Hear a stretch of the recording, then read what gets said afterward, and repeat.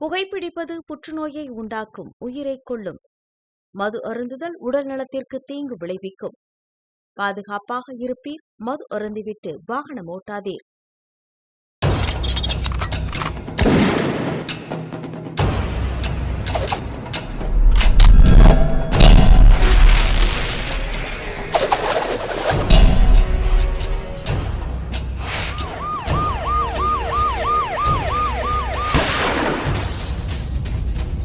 கோப்பியம், உண்மையும் பின்னணியும். வணக்கம். இன்னைக்கு நம்ம தலைநகர் சென்னைக்கு பெண் பிள்ளைகளை அனுப்புறதுக்கு, அதாவது படிக்கிறதுக்கோ ஒரு வேலைக்கோ பெற்றோர்கள் பயங்கரமாக பயப்படுறாங்க. என்ன காரணம் அப்படின்னு கேட்டிங்கன்னா, பாலியல் வன்முறைகள் எல்லை கடந்துருச்சு. பெண்களின் பாதுகாப்பும் மிகப்பெரிய கேள்விக்குறியாயிருக்கு. இந்த அவலத்தை வெளிச்சம் போட்டு காட்டிய கிளாம்பாக்கத்தில் இளம்பெண் கடத்தப்பட்ட சம்பவத்தை பற்றியும், காவல் நிலையத்தின் மீதே பெட்ரோல் குண்டு வீசினவங்களை போலீசார் சுட்டு பிடிச்சிருக்கிறாங்க, அந்த சம்பவத்தை பற்றி தான் இன்றைய கோப்பியம் நிகழ்ச்சியில் பார்க்க போகிறோம்.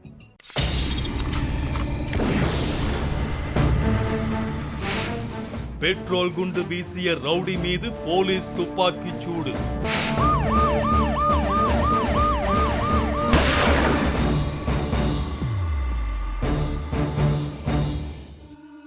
ராணிப்பேட்டை மாவட்டம் சிப்காட் காவல் நிலையத்துக்குள்ள நள்ளிரவு நேரத்தில் புகுந்த முகமணி நபர்கள் என்ன பண்றாங்க அப்படின்னா, திடீர்னு பெட்ரோல் குண்டுகளை வீசி தாக்குதல் நடத்துறாங்க. இந்த சம்பவத்தில் 2 பேரை போலீசார் சுட்டு பிடிச்சிருக்கிறாங்க. அந்த பரபரப்பான சம்பவத்தில் இருக்கக்கூடிய உண்மை என்ன, அதனுடைய பின்னணி என்னங்கிறத இப்ப பார்க்கலாம். சமூகத்தில் குற்றம் நடக்காமலும் சட்டம் ஒழுங்கை பாதுகாப்பது, மக்கள் நிம்மதியாக இருப்பதில் சீரிய பங்காற்றி வரும் காவல் நிலையத்தின் மீதே கடந்த 4 நாட்களுக்கு முன்பு சமூக விரோதிகள் பெட்ரோல் குண்டு வீசி தாக்குதல் நடத்திய சம்பவம் ராணிப்பேட்டை முழுவதும் பரபரப்புக்குள்ளாகி இருக்கிறது. கடந்த வாரம் சிப்காட் காவல் நிலைய வளாகத்திற்குள் நள்ளிரவு நேரத்தில் முகமூடி அணிந்து வந்த இருவர் திடீரென தாங்கள் மறைத்து வைத்திருந்த பெட்ரோல் நிரப்பிய பாட்டிலை எடுத்து பற்ற வைத்து காவல் நிலைய வளாகத்திற்குள் வீசிவிட்டு அந்த இருவரும் அங்கிருந்து தப்பி ஓடிய நிலையில் இந்த சம்பவம் மாவட்டம் முழுவதும் உள்ள போலீசார் மத்தியில் பெரும் பரபரப்பை ஏற்படுத்தியது. இதையடுத்து மாவட்டம் முழுவதும் உள்ள போலீசார் உஷார்படுத்தப்பட்டு உடனடியாக சிப்காட் காவல் நிலையத்திற்கு வந்து சிசிடிவி காட்சிகளின் அடிப்படையில் விசாரணை மேற்கொண்டனர். இந்நிலையில் ராணிப்பேட்டை மாவட்ட காவல் கண்காணிப்பாளர் விவேகானந்த சுக்லாவின் உத்தரவின் பேரில் 2 தனிப்படைகள் அமைத்து போலீசார் குற்றவாளிகளை தேடி வந்தனர். அப்போது சிப்காட் அவரக்கரையை சேர்ந்த 17 வயது சிறுவன் மீது போலீசாருக்கு சந்தேகம் ஏற்படவே அவனை போலீசார் விசாரணைக்காக அழைத்து வந்தனர். இதற்கு எதிர்ப்பு தெரிவித்த சிறுவனின் பெற்றோர்கள் கல்லூரி படிக்கும் சிறுவனை தேவையில்லாமல் அழைத்து வந்து துன்புறுத்துவதாகவும் போலீசாருடன் வாக்குவாதத்தில் ஈடுபட்டதால் அங்கு பெரும் பரபரப்பு ஏற்பட்டது.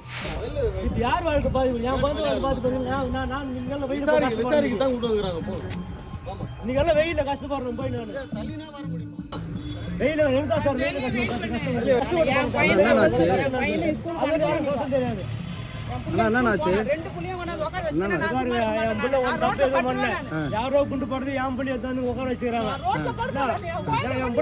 என் பிள்ளை எந்த தப்புமே பண்ணல. நான் உதவிக்கு தான் அனுப்பணும் இவங்கள. என் பிள்ளைங்க இன்னைக்கு என் பிள்ளை உட்கார வச்சுட்டாங்க. என் பிள்ளை படிக்குது. நீங்க சர்டிஃபிகேட் வாங்கணும், வெளில சர்டிஃபிகேட் வாங்கணும். இன்னைக்கு அனுமாட்டேன்றாங்க. உட்கார வச்சு கேட்டா விசாரிச்சு யாரோ தப்பு என் பிள்ளைய அனுபவம் தான் தப்பு.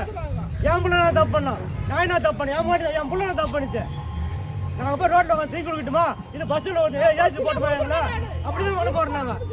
தப்பு பண்ண தண்டனை அனுபவிக்க வருது.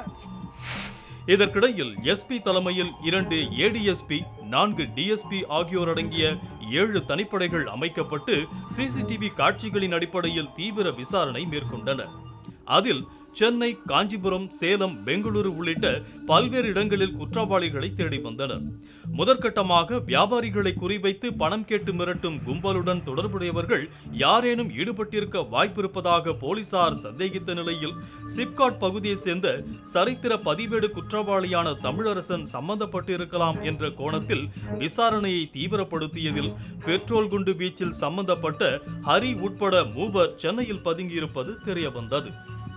இதையடுத்து உடனடியாக சென்னைக்கு விரைந்த ராணிப்பேட்டை போலீஸ் இன்ஸ்பெக்டர் சசிகுமார் தலைமையிலான தனிப்படை போலீசார் மூவரையும் சுற்றி வளைத்து பிடித்து ராணிப்பேட்டைக்கு அழைத்து வந்தனர். கடந்த திங்களன்று இரவு ராணிப்பேட்டை சிப்காட் காவல் நிலையத்தில் வழக்கம் போல போலீசார் வந்து பணியில் இருக்கிறாங்க. அப்போ திடீர்னு காவல் நிலையத்துக்கு வெளியே கேட்ட அதிபயங்கரமான பெட்ரோல் வெடிகுண்டு சத்தம் அவங்கள அதிர்ந்து போக செஞ்சது. நல்வாய்ப்பா இதுல காவலர்கள் யாருக்குமே காயம் ஏற்படல அப்படின்னாலும் கூட காவல் நிலையத்தின் மீது தாக்குதல் நடத்த வேண்டிய காரணம் என்ன, அந்த குற்றவாளிகள் பிடிபட்டது எப்படிங்கிறத இப்ப பார்க்கலாம்.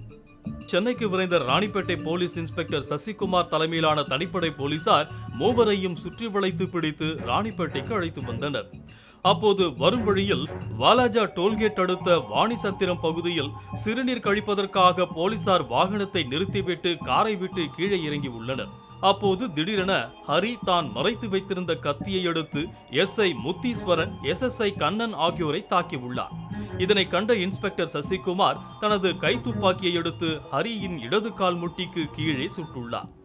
அதில் முதல் குண்டு தவறிய நிலையில் இரண்டாவது குண்டு கால் முட்டியில் பாய்ந்ததை அடுத்து அங்கு சுருண்டு விழுந்த ஹரி மற்றும் அவன் தாக்கியதில் காயமடைந்த SI முத்தீஸ்வரன் ஆகிய இருவரையும் மீட்டு வாலாஜாப்பேட்டை மாவட்ட தலைமை மருத்துவமனையில் சிகிச்சைக்காக அனுமதித்தனர். அங்கு ஹரிக்கு முதலுதவி சிகிச்சை அளிக்கப்பட்டு மேல் சிகிச்சைக்காக வேலூர் அடுக்கம்பாறை அரசு மருத்துவமனைக்கு அனுப்பி வைத்தனர். இதையடுத்து துப்பாக்கி சூடு குறித்து தகவல் அறிந்த SP சம்பவ இடத்தில் நேரில் ஆய்வு நடத்தியதோடு பெட்ரோல் குண்டு வீசப்பட்ட சம்பவத்தில் தொடர்புடைய மற்றவர்கள் குறித்தும் தீவிர விசாரணை நடத்தி வருகின்றனர்.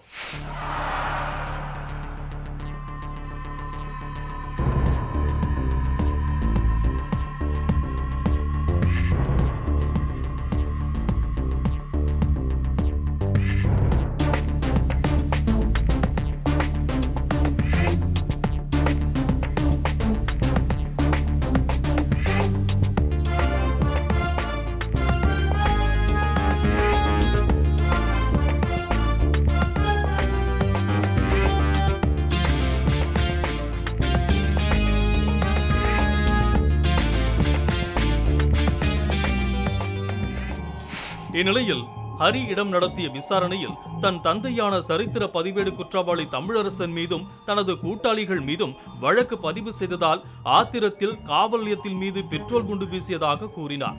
இதைத் தொடர்ந்து காவல் நிலையத்தின் மீது பெட்ரோல் குண்டு வீசி தாக்குதல் நடத்திய நபர்களை துப்பாக்கியால் சுட்டுப்பிடித்த சம்பவம் பெரும் பரபரப்பை ஏற்படுத்தியிருக்கிறது.